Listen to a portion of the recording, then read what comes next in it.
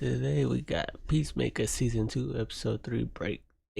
I think that the best dimension ever is going to turn out to be Chris's worst nightmare, and that his brother is actually a supervillain. Welcome That's back a to good Screen Crush. take. I'm Ryan Airy, and this is all of the Easter eggs, references, and little things you might have missed in Season 2, Episode 3 of Peacemaker. Now, Well, either every way, they're episode gonna this season hook. has started us off He's with a gonna find flashback out to give us context about for the what's brother. happened in between seasons. But this episode takes us all the way back 3 years, which would have been roughly around the same time that Suicide Superman Squad, first appeared right? on Earth. Which, by Yeah. the way, makes sense because Superman was referenced in the Suicide Squad. He's in prison for putting Superman in the ICU with a kryptonite bullet. And we also know from the movie Superman that in the present day, there is no more kryptonite on Earth, so Bloodsport would have used some of the only kryptonite to shoot Superman. Now, James Gunn has said that he wants to stay kind of fast and loose with the timeline in these movies because he knows firsthand from his time at Marvel how difficult it is to maintain a consistent timeline in an interconnected universe. So he wants everything to be roughly set before or after other events, so creators are not tied to like a rigid sequence of events. But this Yeah, it gets episode's confusing flashback real has quick, some bruh. major reveals. First of all, Harcourt was sleeping with Rick Flag, and That was he wasn't wild. really happy. I have to get ready for work, Rick. So do you. The Harcourt in this flashback seems well adjusted. You're the only friend I have, Rick. And this recontextualizes all He of wasn't season mad all the one. time. Stay where you are, Smith. Harcourt knew that Peacemaker killed her only friend, but she had to keep it to herself. And she must feel incredibly guilty now that she's falling for the man that killed her friend. So I wonder if in future episodes, Rick And they Flag already Sr. did will something too. appeal to her sense of loyalty to his son and convince her to help him arrest Chris. It's also great seeing Joel Kinnaman back. I mean, he's great in the DC movies, but he is amazing in the show For All Mankind, which is, by the way, my favorite show on TV. Nobody's paying me to say that. I just like to evangelize for that program whenever I get a chance. Apple Harcourt says, TV. You should really be with June. now, June is the supervillain, the Enchantress, who was a part of the original Suicide Squad comics from the 80s. But One we day did see her killed. in the 2016 Suicide Squad movie, where she was a team member who fell in love with Rick Flag. In that film, Amanda Waller used her love of Flag to control both of them. I have the witch's heart. Whole time Dr. Moon has his. he was But playing this her. scene essentially decanonizes the movie Suicide Squad. That film ends with the Enchantress running amok and almost destroying Earth, like Flag says here. She's a sorceress. And? And I'm afraid if I break up with her, she's going to burrow a hole through the planet. Now, Flag is forced to kill the Enchantress, but June lives without her powers. So that version of the Suicide Squad was also formed because Superman died. We got lucky with Superman who shared our values. The next Superman might not. So this scene is telling us that really none of that original movie is canon to this universe, except for the casting of Amanda Waller, Harley Quinn, Rick Flag, and Captain Boomerang. Well, Harley Quinn, we don't know yet. My back. Sorry, buddy, no katana. All right. Well, I guess Now, kind like of. I'm going to talk about a little later, I think there's something sinister happening in this other dimension. The mural that looks like a celebration of the heroes is creepy, and I think that the Sons of Liberty might actually know the truth about what's going on here. And I hate to say it, but I think this mirrors our own reality. A lot of the time, we just keep our heads down and focus on our daily lives. And Don't we say don't nothing really about see it. the larger world around us. We just take everything for granted and then accept whatever news the algorithm feeds us. And that's dangerous because the internet has been flooded with fake news, and you just don't know who to trust. Most news out there is hyped up by mainstream media sites that have a profit bias. The news that you get to see is curated by a corporation that just wants to keep you engaged and angry enough to confirm your existing bias, so you'll stick around and watch their ads. And that is why, if you want to cut through the bias and hear the real news, I recommend Ground News, the sponsor of this video. Ground News is That was a really good way to do the ad. I ain't gonna lie. Legally for certainly certain what's Zoran by the 19 forgotten news include That was also good. now, that's this entire scene right before the events of the Suicide Squad. So we get flashes of that movie reminding everybody of how Flag died, which leads to the Peacemaker. title Another What a Ring Up My Sleeve, joke. referencing that Joel Kinnaman's character is alive in the BDE. Recipe DE. Best dimension ever. Now, like last episode, this installment was directed by Greg Mottola, who has also directed films like Superbad, the highly underrated Confess Fletch, and several episodes of comedies like Undeclared, Arrested Development, and The Comeback. He's not really known for action, but I think he's showing off in the 2 action sequences he's directed for this show. So Chris wakes up in the BDE, and I love how everything in Right, this something universe new, that's feels why. just slightly off. Like in the past, we talked about differences, like how the Def Leppard poster reads "Pour some honey on me" instead of sugar, and how Hanoi Rocks is spelled with 2 X's. But later, it seems like Harcourt doesn't even know common expressions like See what's happening? What's happening? which probably means that the 70s sitcom What's Happening never made it to air in this universe. Oh, but I love What's Happening. Ah, jeez. You are Yeah, happy there's a with Rusty theory TV, online, right? bro. Now, there's also a few touches in the mansion that show just how much of a rich, privileged douche other Chris really is. For one, LED lights under his bed. Needs that. Put your hand down, Ferb. And there's obviously the huge amounts of pills that he's keeping in his drawer, showing that he has addiction problems. But also, notice how this entire world seems tailored to him. The pattern in his bathroom is the same as the hemline on his shirt. Hell, he even Everything is about him, bro. royal crest. Now, one of our team members, Elias, He's actually obsessed with Latin. himself. He told me that it reads Deu et mon droit, which means God and my light. And that is the motto of the monarch of the United Kingdom, and that crest is modeled after this one. But the question here is, why do these all-American heroes have an English monarchy crest in their house? I think it's tied into the villains of this episode and how Chris and Keith from the BDE might actually be really bad supervillains that are plotting world domination. But we'll talk about that a little later in the video. So we also see that this Chris has I wouldn't be terrible taste in surprised. clothes. His Versace robe is nice, but all of his shirts look like he raided Fran Fine's closet, or as he says, why do all my clothes look like the Kardashians' furniture, huh? Who are the Kardashians? so this really is the best dimension ever where reality TV isn't a thing and the Kardashians are not famous. Now, we pointed this out last episode, but Chris's phone case is also patterned like one of his shirts. Chris rides something called the Peace Cycle, which is obviously a play on vehicles like the You need to Bat take Cycle that or the home, bro. Bat Boat. The real universe. This is a fully tricked out Harley with missile launchers and machine guns. And notice how his Peacemaker helmet has that dove flying upwards, symbolizing that this Chris's life is on the up and up, while our Chris's dove is falling. Now, Chris does not have a peace cycle in the comics, but he does ride a motorcycle, which we see in Blue Beetle issue 7. The bike even has bass speakers on the sides, attracting attention to him so people can cheer him on. Love you too, little man. Bruh. The song playing is Break It Out by Ammo Track, and the lyrics echo Chris's arc at the beginning of the episode. Hey son, don't you ever stop dreaming, you'll get there finally. And Chris didn't stop dreaming. He could have left this reality alone after his first trip, but instead he chose to return and claim a life that is He not his loved own. it too And much. remember, Everything this was is exactly perfect what to our him. Chris said he wanted after the Justice Gang audition went south. Be a real hero. Are you for real? They're gonna be doing backflips to And the idea that he is a joke is further pressed later in the episode when Harcourt says, He wears a clown costume. which Chris mentioned in episode 1. You're just hating. But I'm wearing a disco ball on the top of my head. And they'll be like, hey, why'd you take a vow to be a douchebag at any cost? And that's really the premise of this entire series. Peacemaker is a ridiculous looking character. His helmet is silly and he looks like a dumbass. But under that silly helmet is a lot of pain and trauma that James Gunn saw the potential to mine in this series. But back in our dimension, Leota and the 11th Street Kids have hangovers from their Bud Light filled party. And man, did you guys notice how much of that delicious Bud Light is laying around? Adrian presses them to quiz him about spiders, just like he wanted John to ask him about Bruh, owls. he loves them One. quiz, bro. What? About owls. And he be Look at wrong. owls and then see if I know the answer. I know everything there is to know about spiders. You want to quiz me on some spider facts? Then Chris goes to Argus and cons his way past the security guard. And notice this prominent post-it note telling us that the cameras are out on the 4th floor. Yeah, you gotta wonder if this is gonna pay off later on.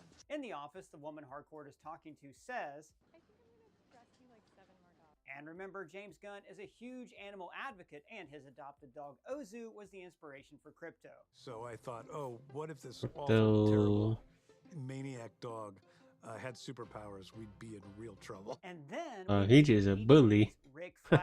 Now notice he's wearing a yellow shirt, just like when Chris killed him in the Suicide Squad, which has to be triggering. You for saw a Chris. He's ghost right reliving there, all bruh. his trauma here. Now this version of Flag seems to be a gentler guy than the Flag we know, and he's even kind of a dork, with 2 phones up to his ears trying to look innocuous. And then Harcourt is all soft edges, wearing a skirt, not calling everybody by their last names, and actually apologizes to Chris for making fun of him. She is the complete opposite of the Amelia that we know, but Chris still has the same feelings for her, for now. Remember, Gunn used a similar plot device in Guardians of the Galaxy. Hey, bro, it was just a drunk He was text. in love with the Gamora from another universe before he finally realized that she was actually somebody completely different. I thought we were fun. You wouldn't believe. Which reminds me, guys, we are doing one last live show in New York during New York Comic Con on October 10th at City Winery. Now, this is totally different from the last New York show that of getting to reach, and we go back to colors. Now, the show Fringe used a similar coloring effect, showing separate universes with two different color hues, red and blue. Adrian is getting basic spider facts wrong and says, Right. I forgot about Martians, one big eye. now, this could be a reference to the newest design of Martian Manhunter in the comic book Absolute Martian Manhunter, where he is depicted with a single red eye. Hey, where's the Martian Manhunter? So, the Martian Manhunter is a founding member of the Justice League and a fantastic character. He briefly appeared in live action at the ending of the Snyder Cut, and he was an important part of the show Supergirl. So, we are definitely going to see him at some point in the MCU. And I bring this up because this is actually the third mention Gotta catch up on that. franchise. In Superman, we heard it here. Your obsession with me is getting a little creepy.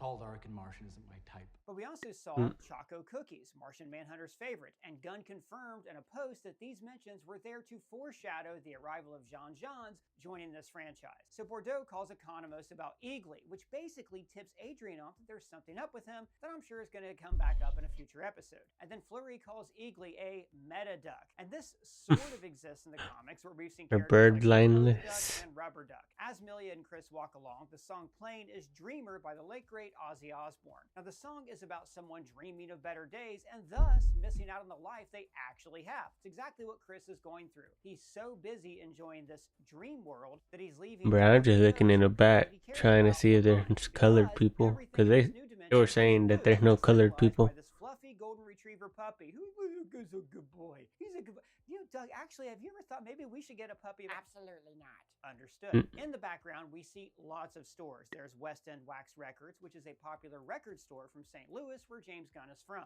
We also see a Jitters coffee, the change from the comics that we've seen appear a few times in the DCU, and several stores that are plays on words, just like the episode titles. There's the Fairy Tales Pet Place, polyester sacks, and a Hair and Now. And then poor Jerry trips and falls. Now, notice That was wild, bro. frame by frame, you can actually see his blood and guts explode upward first, followed by the explosion. That is a really nice attention to detail by the visual effects team. So Jerry was likely named after Jerry Orr, You know James Gunn on that. the Sons of Liberty in the comics. Now, in the comics, the Sons of Liberty are a Everything gotta be paramilitary group perfect. whose main goal is to overthrow the current American government and bring it back to the core principles of the Constitution and restoring what they call American values. Now, they first appeared in Superman 52 back in 1991 when they planned to overthrow the government only to be stopped by the Man of Steel. But I think that there is a lot more to this group and to this kid who was crying that I'll talk about toward the end of the video. Then they stormed the DMV. Notice they take a number machine here and take hostages. And Chris finally gets a chance to kick ass and show why he would have been an asset to the Justice Gang. He climbs up this billboard for the Mighty Crabjoys, remember Clark's favorite band, and we saw their poster in his bedroom. He went full Super Cena. Store owner who's trying to save the animals. So again, I think Super Cena mode. animal rights activism at work, but I also think this is likely inspired by Pee Wee Herman saving animals in a pet store fire in Pee Wee's Big Adventure, and that in turn would have been the inspiration for Rocket saving the animals from the High Evolutionary in Guardians of the Galaxy 3. So then Chris goes in Die Hard style, taking out the terrorists one at a time. He lays down broken glass to alert him. He was playing no games. His skills as an expert marksman come into play, just like Amanda Waller foreshadowed. In his hands, anything is a deadly weapon. Now, I love the little details here, like how the sons are held up in a driver's ed classroom where you can see the instructions on the whiteboard. This one, for instance, is explaining how when you run a red light, you can get people killed. But my favorite moment of the fight is when Chris leaps over the copier to drop kick this guy into the wall. Now, this entire sequence actually plays a lot like Eagly's takedown of the Argus crew last episode. So you can imagine how much of a badass team Eagly and Chris would be when they're actually fighting at the same time. Right. I love this detail. They're about to cook the other team, Simple, with just two Argus, buttons. in One his thumbs up, one universe. thumbs down. As we saw in Gunn's Guardians 2, you don't want to make a detonator too complicated. Which button is the button you're supposed to push? Point to it. No! But then again, you could look at this detonator from the other side and completely miss which one was Right. up and which one was down. And then Keith flies in with his jetpack. Now, Chris has a jetpack in the comics, and he mentioned wanting one of these last season to fight the butterflies. Can I get a jetpack? No. How the am I supposed to fight a Mothra without a jetpack? It's not a Mothra. But this moment gave me a huge clue that something is not right with this universe. Keith smashes into the helicopter with no regard for any civilians' lives down below. That to me says that he's less Yeah, that was kind of wild. a super villain. And we also see this Red Lion pub. Now this could be a reference to the novel Animal Farm. The Red Lion is a pub in town that the farmer goes to drink at after the animals overthrow him and take over the farm. But it's also the pub where eventually the pigs make deals with the men. And one of the final lines of the novel says that the windows of the pub made it impossible to tell who was pig and who was a man. And I think we're seeing something similar here. The terrific trio, Chris, Keith, and their dad, could actually be the villains in this universe. But like I said, more on that in just a second. First, let's finish the breakdown. The Argus team is taken to St. Ambrose Hospital, which is the same name of the hospital that Meredith Quill was taken to in Gunn's other project, Guardians of the Galaxy. And then we meet Michael Rooker. Bro, he loves the same ones, huh? Now, Rooker has appeared in almost every James Gunn movie. What about Superman? He voiced Robot That's his Superman best in friend. Superman. And just like Economist says, eagle hunting Probably. is not that common of a job. In what country is hunting eagles even allowed? And notice that St. Wild has this scar on his face where an eagle almost took out his eye. And this takes them to the Meaner Cleaner truck where we are reintroduced to Judo Master. So Judo Master is an obscure character. They brought him back, bro. Who I think was kind of like DC's answer to Iron Fist. In season 1, he was working for the Butterflies, in part because he believed in their mission to save Earth. But now he's thrown in with Argus and he still loves to eat Cheetos. Now back at the mansion, Keith and Chris have a heart-to-heart where he tells his brother, You know I love you no matter what, right? and this one sentence means the world to Chris. He has He's about to cry, bro. Death for his whole life. So hearing his brother essentially forgive him for that crime is what for him makes this the best dimension ever. Although I do wonder if this means that Rick Flag Sr. will at one point enter this dimension. And if so, will he meet his son and get the same catharsis that Peacemaker has now found with Keith? All right, so let's That would talk be theories crazy about if he why this does. other dimension is even more scary than it seems. In an interview with comicbook.com, David Denham revealed that his character's name is Captain Triumph, after the Golden Age superhero from the comics. Now, in the comics, Captain Triumph was a World War II hero who was very close with his twin brother. During a freak accident, his brother dies, and the spirit of his twin goes into Triumph's body, giving him superpowers anytime he touches his birthmark. Now, when Denham asked Gunn about this comic's past and its relationship to Peacemaker, Gunn confirmed that this was a whole new version of the character for the show, only taking the mantle from the comics. Now, this brings us to our theory. Remember, in the regular dimension, Chris's dad was not a hero. He was a racist, clan-leading supervillain called the White Dragon. And did you notice that in this other dimension, there are no black or brown people at all? Yeah, It's that's a just theory all right white now, bro. Well, I missed that because I don't really see the world through that lens. Well, you are literally colorblind, but how about that kid crying when he saw Peacemaker? And that creepy mural on the wall. I think that the terrific trio are all piece of shit racists, and they have actually taken They got rid of them. and enforced segregation. So, in a reverse from the comics, the Sons of Liberty are actually the good guys trying to overthrow the racist organization Probably. and establish the Constitution of the United States. I also think the people in this other Evergreen are also racist, or that the terrific trio enforce a kind of martial law, and they have to cheer for Chris or flash him in the street. So I think that Chris That is was gonna wild. learn that his home universe isn't the best dimension ever, but at least it's a universe where everybody is counted as a person and has free will. Now, this also ties into that Animal Farm reference. In this universe, Chris has a hard time telling the good guys from the bad guys, just like the pigs and men at the end of the novel. And finally, the after credit scene is Adrian gently That was so jumping wild, in bro. and wash and fold. Do you think he is a considerate What friend? the hell? Let me know what you think down in the comments, or you can at me on Blue. That was so Thread, or crazy. Join Discord server. And if it's your first time here, please subscribe, smash that bell for alerts. For Screen Crush, I'm Ryan Airy. But that was it for today. Please like, subscribe, and thank you.